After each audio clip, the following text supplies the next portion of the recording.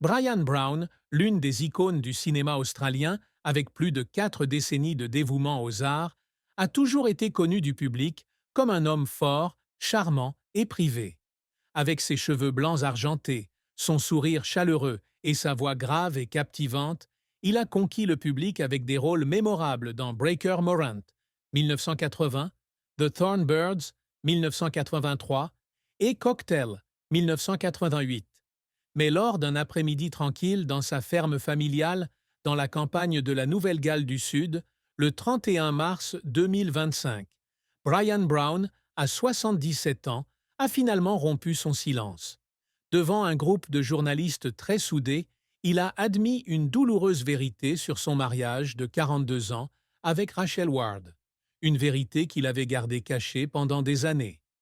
Mon mariage avec Rachel n'a pas toujours été le conte de fées que les gens pensaient, a déclaré Brian, la voix basse, ses yeux reflétant une profonde tristesse.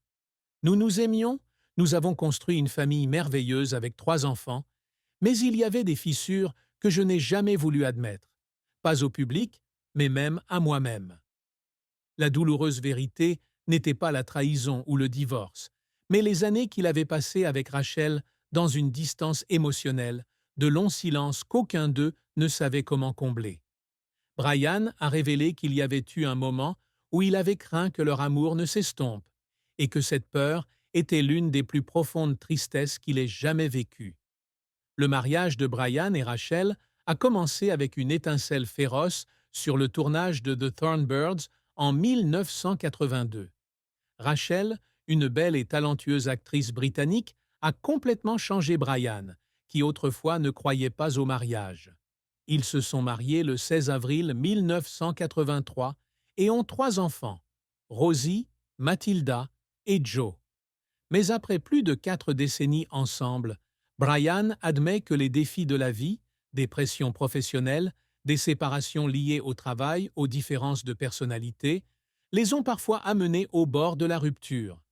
J'ai toujours pensé que j'étais fort, que je pouvais tout réparer, a-t-il déclaré, la voix brisée. Mais il y a des nuits où je suis allongé à côté de Rachel et où elle me semble si loin, même si elle n'est qu'à quelques centimètres de moi.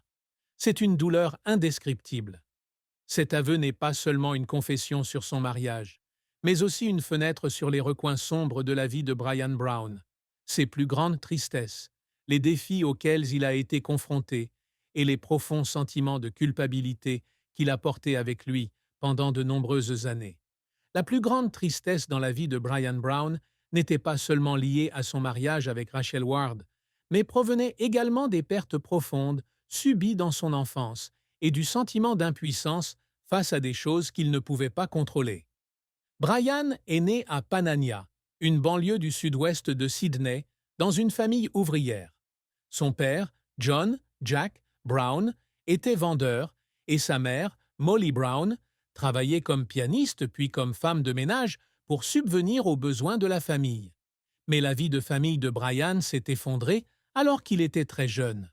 Lorsque Brian avait 5 ans, son père a quitté la famille pour poursuivre une nouvelle vie avec une autre femme. Le départ de Jack n'a pas seulement été un choc pour Molly, mais a également laissé une blessure dans le cœur de Brian qui n'a jamais guéri.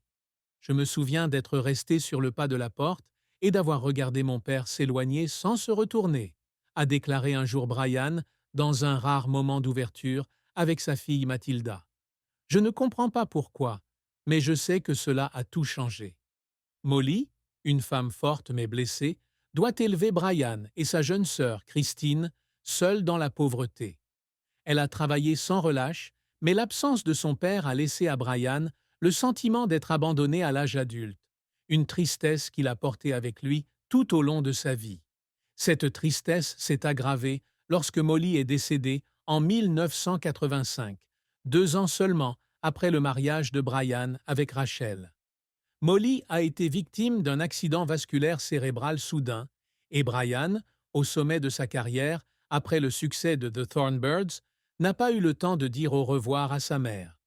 Je n'étais pas là quand elle avait le plus besoin de moi, dit-il, les mains tremblantes à se souvenir. J'étais pris par mes rôles, mes voyages, et je pensais avoir beaucoup de temps.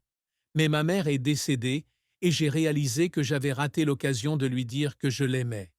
La perte de sa mère n'était pas seulement une tristesse personnelle, mais aussi un profond sentiment de culpabilité de ne pas pouvoir compenser les années qu'elle avait sacrifiées pour lui. La plus grande tristesse de Brian était la combinaison de ces pertes: l'abandon de son père, la mort de sa mère et, plus tard, les moments où il sentait qu'il ne pouvait pas maintenir un lien avec Rachel